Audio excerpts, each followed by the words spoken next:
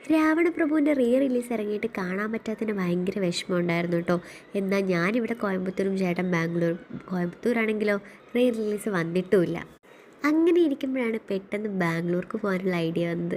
അങ്ങനെ ബാംഗ്ലൂർക്ക് പോയി. ഞങ്ങൾ പിന്നെ ഒന്നും നോക്കിയില്ല, ദേ ഞങ്ങൾ കാണാൻ പോയിട്ടോ. നൈറ്റ് ഷോയ്ക്കാണ് കേട്ടോ പോയത്. അത്യാവശ്യം തിരക്ക് കുറവായിരുന്നു, എന്നാൽ ബാൽക്കണിയിൽ അത്യാവശ്യം നല്ല തിരക്കും ഉണ്ടായിരുന്നു. എന്താ ഇപ്പോൾ പറയാ, എത്ര വട്ടം ഈ സിനിമ കണ്ടിട്ടുണ്ടെന്ന് അറിയില്ല.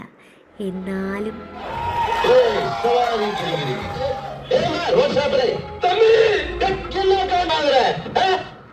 സോങ്സ് ഒക്കെ തുടങ്ങിയപ്പോൾ പിന്നെ ഒന്നും പറയണ്ട, തിയേറ്റർ അങ്ങ് പൂരപ്പറമ്പായിട്ട് മാറി.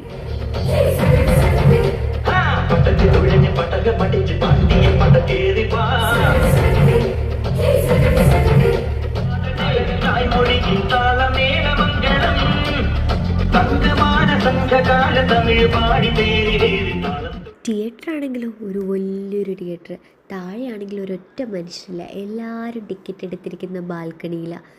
എന്തായിരുന്നു. അങ്ങനെ നമുക്കൊരു ചായയൊക്കെ കുടിച്ചിട്ട് വന്നപ്പോഴത്തേക്കും ദേ നമ്മുടെ കഥാനായികയാണ് ചെയ്തിട്ടുണ്ട് സുഹൃത്തുക്കളെ.